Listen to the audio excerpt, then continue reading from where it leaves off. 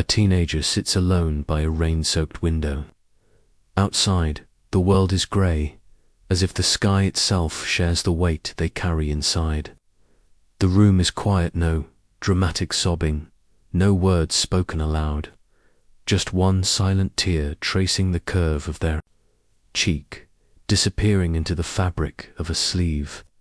Their chest feels heavy, not like an injury, but like something inside them is being pressed into shape by invisible hands. There's no sound, no movement, just the stillness that sorrow brings. But beneath that stillness, something else is happening. Not destruction, not failure, not weakness, but growth. It's hard to see, especially when you're in it. We're taught to run from sadness, to avoid it, numb it, ignore it. In movies, sadness is the low point. In life, it's the feeling we're taught to push through as fast as possible. But what if that's a mistake? What if sadness isn't a malfunction, but a message? A whisper from somewhere deep inside, telling you that something important is changing. What if the very feeling you've been told to avoid is trying to help you become someone new? Why do we cry when we're sad? Why does grief ache, not just in the mind, but in the body? Why does heartbreak feel like it's ripping something out of you? And why, after the pain passes, do we sometimes emerge softer, wiser, more deeply human? Is there a hidden intelligence in sadness? Could the biology of sorrow reveal something more than suffering? This story begins not just with a tear, but with a question. What if sadness is not simply pain, but nature's way of reprogramming the self? From heartbreak to depression, from mourning to the quiet ache of loneliness. Science is beginning to uncover something extraordinary. Sadness may be more than just an emotion. It may be a biological transformation, one that reshapes your brain, rewires your sense of meaning, and builds the very qualities that make us most human: empathy, reflection, growth. This is the story of how sorrow speaks, of how our bodies listen, and of how, through the aching silence of grief, we sometimes discover the very thing we didn't know we were missing: a path forward, a new self, a deeper strength. Let's begin. Sadness is often dismissed as a negative feeling, something to overcome, medicate, or avoid. But beneath its quiet weight lies a surprising truth. Sadness is not just an emotion. It is a biological process of adaptation, a restructuring of the mind and body in response to loss, disappointment, or disconnection. When we feel sad, our bodies are not breaking, they are responding. They are reorganizing. At the level of the brain, sadness triggers a complex cascade of changes. Serotonin levels drop, which contributes to the heavy, slowed-down feeling we associate with low mood. But this drop isn't simply a flaw, it's part of a shift in neuropriorities. During sadness, the brain's default mode network becomes more active. This is the same network responsible for introspection, self-reflection, and imagining alternative futures. It's as if the mind, in the midst of pain, turns inward, not to spiral into despair, but to analyze, evaluate, and adapt. Key regions of the brain light up during this process. The anterior cingulate cortex, central to processing emotional pain, and the insula, deeply involved in the perception of bodily states and empathy, become highly engaged. These regions don't just register discomfort, they help the brain learn from it. Sadness, then, becomes not just a signal that something is wrong, but a teacher.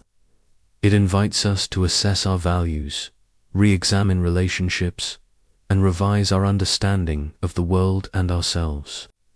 Neuroscientists have found that the same neural circuits activated during sadness are also involved in moral decision-making and long-term goal setting. This suggests that sadness plays a critical role in identity formation, helping us become more thoughtful, resilient, and self-aware. This insight is not entirely new.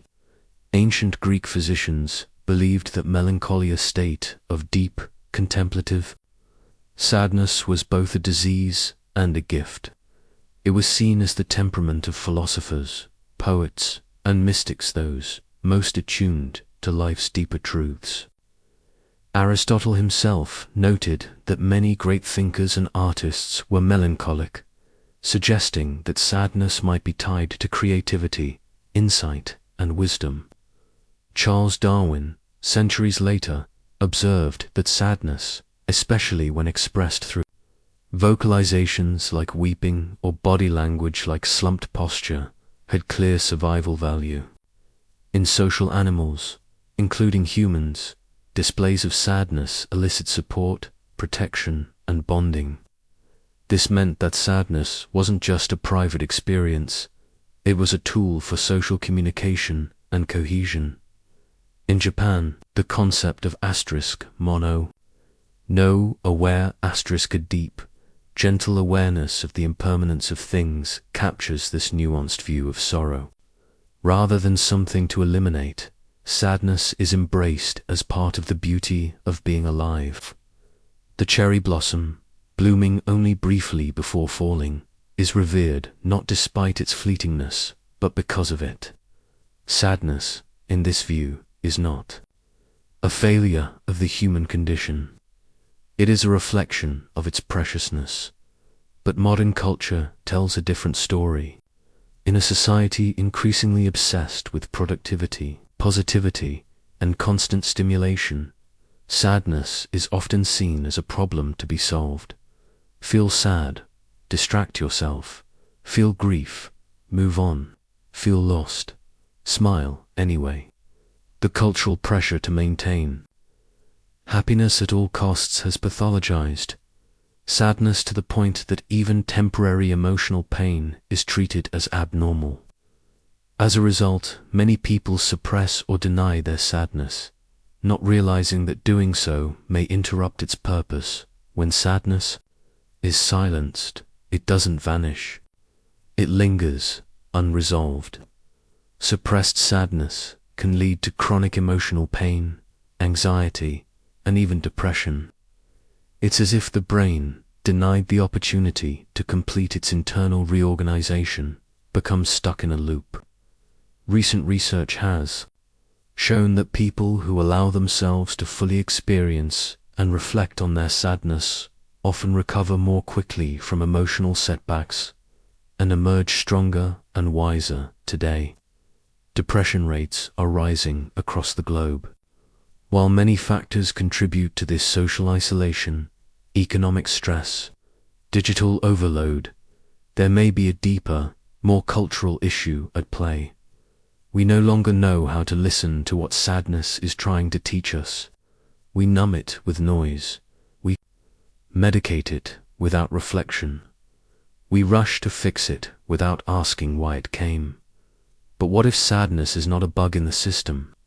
What if it is the system's way of learning to grow? Science is beginning to uncover what ancient wisdom already knew, that sadness, while painful, is not just suffering.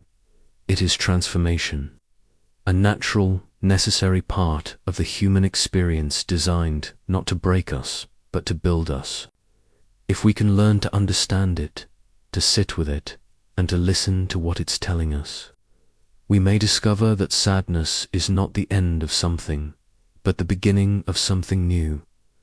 In a landmark 2008 study, neuroscientists at UCLA illuminated something quietly profound about the human mind. Participants were shown emotionally evocative images, faces flushed with anger, grief, fear, and asked to do something deceptively simple. Describe the emotion. That face looks scared.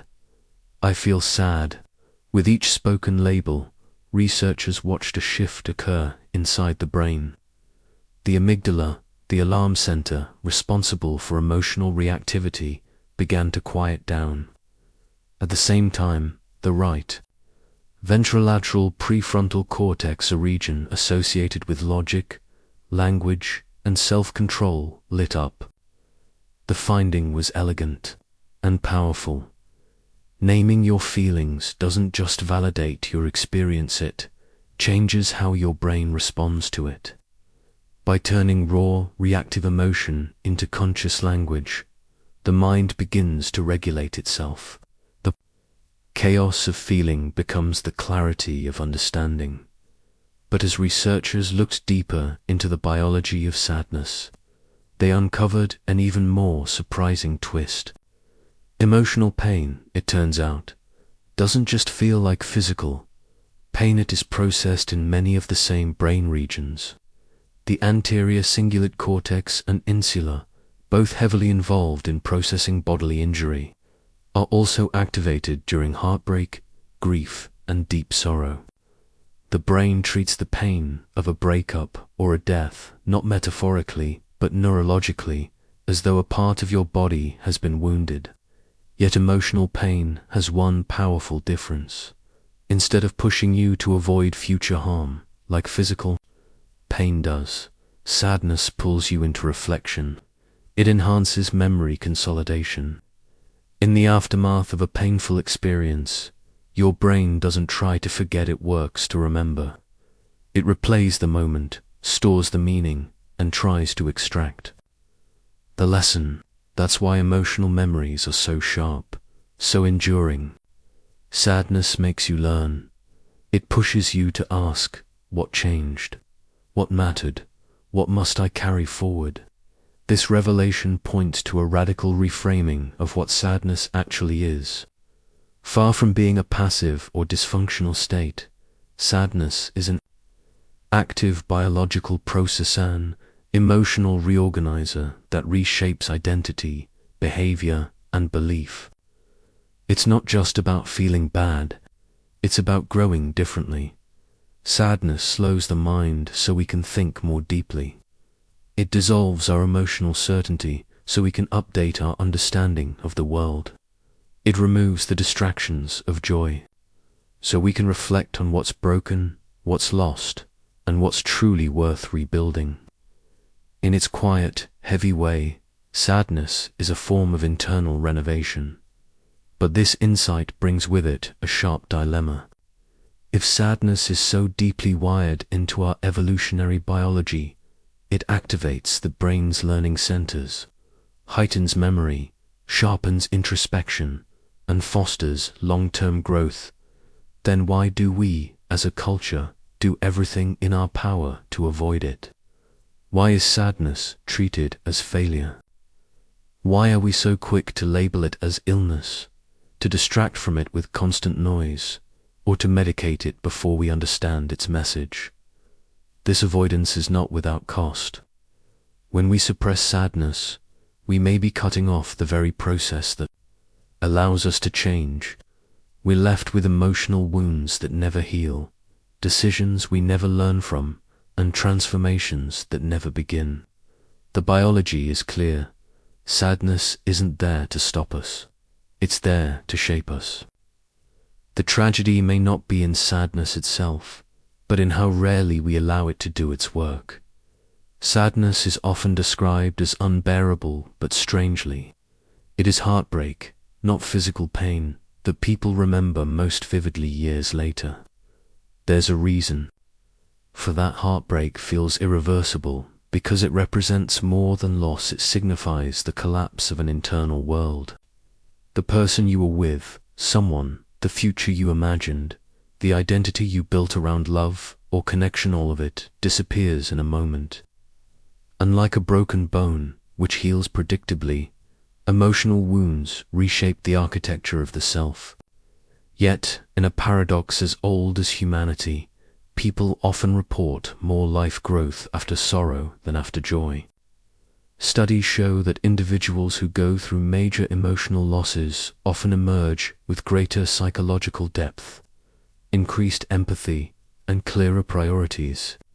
It's as if the heart, when broken, opens not just to pain, but to profound insight.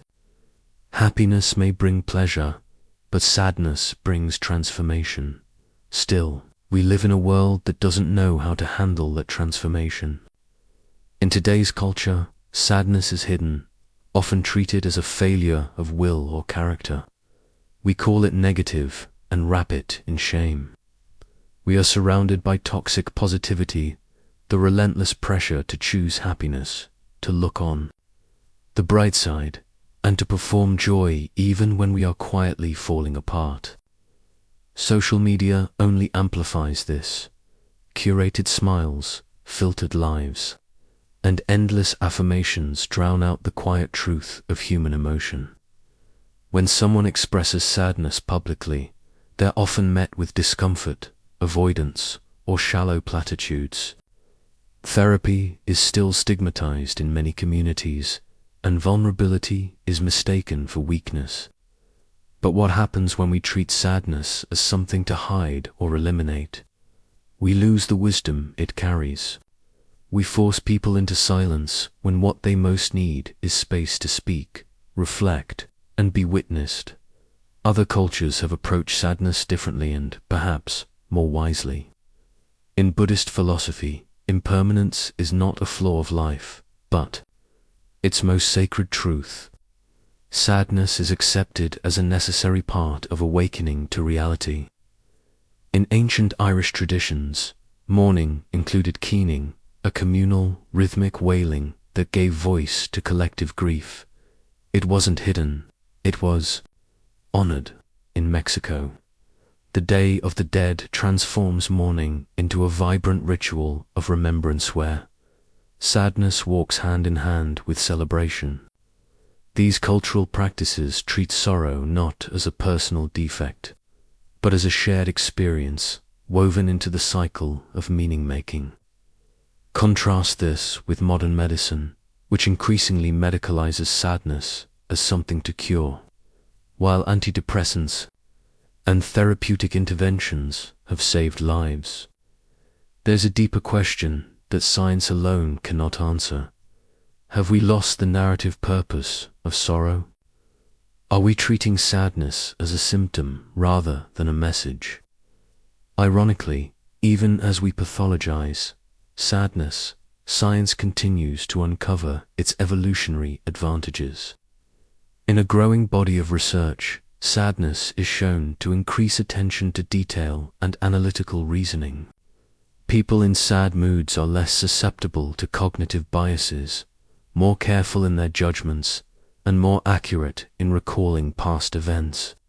Far from clouding the mind, sadness clarifies it. It promotes empathy and prosocial behavior. People who are sad are more likely to help others, more attuned to social nuance, and more reflective about moral decisions. Sadness sharpens our awareness of past mistakes, especially those that affected others. It acts as a cognitive mirror, helping us remember what we've done on, what we want to do differently, but all this leads to urgent ethical questions. If sadness serves such important psychological and social functions, should we be so quick to medicate it away? Where is the line between relieving suffering and suppressing meaning? What do we lose when we chemically erase the discomfort that drives reflection and change?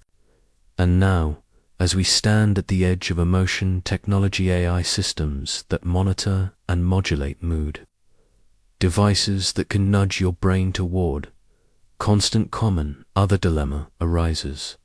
What happens if we remove emotional discomfort altogether? A world without sadness might sound appealing, but if sadness is what teaches us to love more wisely, to care more deeply, to live more intentionally, then what kind of people will we become without it? The conflict is clear, and so is the tension. In our attempt to eliminate sadness, we may be discarding one of the most powerful forces for human growth. What begins as a tear may, in time, become the seed of compassion, wisdom, and self-renewal, but only if we're willing to let it flow. the moment of realization arrives, not with fireworks, but with a quiet shift in perspective, like stepping outside after a storm and seeing that the world, though changed, is still standing. For centuries, sadness has been misunderstood, cast as a failure of character, a sign of weakness, a state to escape. But science tells a different story. Sadness, far from being a mental breakdown, is the beginning of something extraordinary: transformation. When we feel deep sorrow, the brain doesn't just suffer, it adapts. Neural pathways reorganize. The default mode network becomes more active, encouraging introspection and self-reflection. Emotional circuits begin to integrate experience, deepen empathy, and forge more complex understandings of self and others. Sadness isn't a collapse, it's a reconstruction. And sometimes the version of you that emerges on the other side is stronger, wiser, more human than the one that existed before. This truth was crystallized in 2014, when psychologists began to formally explore what they called post-traumatic growth. Unlike post-traumatic stress, which describes the negative psychological fallout from trauma, post-traumatic growth refers to the surprising, often life-altering positive changes that many people experience after loss. The data was startling. Individuals who had endured the death of a loved one, a major illness, divorce, or the collapse of identity frequently reported a profound shift in their values and worldview. They became more grateful, more attuned to relationships, more committed to meaning over status, depth over speed, presence over productivity. It wasn't that their pain vanished. It was that their pain carved a space for something new to grow. Sadness wasn't the end of their story, was the blueprint for the next chapter. This reframes everything. What if the moments heartbreaks, the failures, the dark nights of the soul aren't interruptions to the life you're supposed to have, but necessary initiations into the person you're meant to become? What if your worst day, the one you thought might break you, is quietly planting the seeds of your best self? Not because suffering is noble or trauma is desirable, but because the human brain and heart are designed to learn from pain. Sadness doesn't just reflect what's been lost, reveals what still matters. It strips away the noise, the pretense, the illusion of control, and shows you, with painful clarity, what you care about most. The twist is simple but seismic. Sadness is not a sign of failure. It is the opening of a door, a biological and emotional gateway through which we pass, to return to who we were, but to evolve into someone more whole. Someone forged not in spite of sorrow, but because of it. Science has come to a quietly profound conclusion. Sadness is not a flaw in the human design, it's a feature, a deeply intelligent biological process woven into our evolution to help us adapt, grow, and connect. Far from being something to escape, sadness plays a vital role in how we learn, how we bond with others, and how we make meaning out of life's most difficult experiences. When we allow ourselves to fully feel it, not to wallow, but to witness it, opens neural pathways linked to self-awareness, empathy, and long-term emotional integration. Sadness slows us down, not to stop us, but to give us space to reflect, recalibrate, and re-emerge with greater clarity about who we are and what we value. It is a neurobiological feedback loop for emotional growth, designed not to hurt us, but to help us become more human. Suppressing sadness, by contrast, disrupts this process. When we avoid or numb our feelings through distraction, denial, or even medication without reflection, we interfere with the brain's natural cycle of emotional regulation. Studies show that individuals who resist their sadness experience longer recovery times, higher levels of stress, and more difficulty connecting with others. Emotional avoidance creates psychological fragmentation. It disconnects us from our own inner lives and from the people around us. The cost of silencing sadness isn't just internal. It spills out into relationships, work, and community. We become less empathetic, less present, and less attuned to the emotional lives of others. In trying to protect ourselves from pain, we can unintentionally make it last longer. But there is a way forward, and it begins not with solutions, but with permission. Emotional regulation isn't about avoiding sadness. It's about making room for it. When we create space through therapy, journaling, music, art, conversation, we allow sadness to move through its evolutionary arc. These are not luxuries. They are biological tools, extensions of the mind's effort to metabolize pain into understanding. They provide language, rhythm, and reflection, giving shape to what might otherwise remain wordless and stuck. This is why expressive outlets are so often described as healing. They don't eliminate sadness, they help it complete its work. Perhaps most importantly, science now tells us that emotional clarity must begin early. Teaching children emotional literacy, the ability to name, feel, and understand their emotions is one of the most powerful investments we can make in future well-being. Children who are allowed to feel sad and are guided through that sadness with compassion don't just cope better, they grow better. They develop resilience, self-trust, and empathy for others.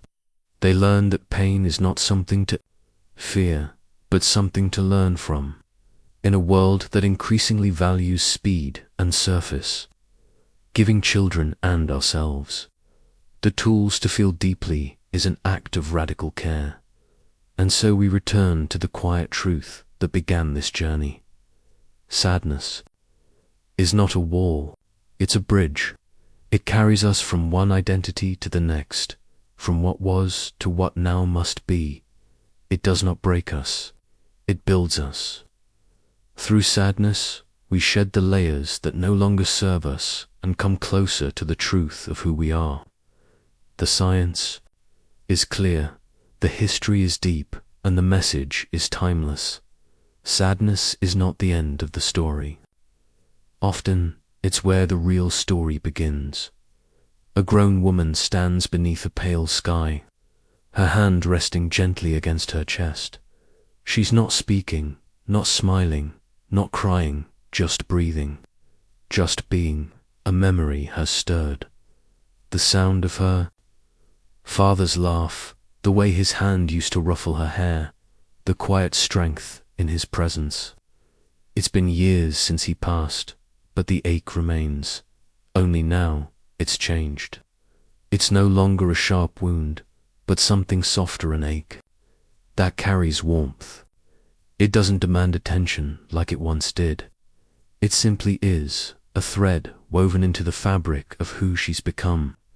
She looks up at the sky, not seeking answers, not needing any. The sadness is there, but so is peace, so is meaning, so is love. We often think of sadness as the opposite of joy, as sign that joy is over, that something has gone wrong. But maybe that's never been true. Maybe sadness is not the end of joy, but it's shadow proof that something mattered, that a connection once existed deeply enough to leave a trace. Maybe the heaviness we feel in grief is the weight of having loved. In that sense, sadness isn't the undoing of joy. It's its echo, its continuation in a different form. The mind may call it sorrow, but the heart knows its memory, its gratitude, its transformation, because the heart doesn't break just to suffer, it breaks to grow. Every crack lets in light, every wound reshapes us. Through sadness, we begin to understand the parts of ourselves we couldn't see before, the parts capable of deeper empathy, greater humility, and a wiser kind of love. Not the love that clings, but the love that remembers, that endures. Sadness teaches us not just how to hurt, but how to care more fully. It makes us more human, not in spite of the ache, but because of it. So the question in the end is not how to avoid sadness, but how to meet it, how to honor it, how to learn from it. If sadness is a process that rewires the mind, softens the heart, and reshapes the soul, then what kind of person might you become if you let it?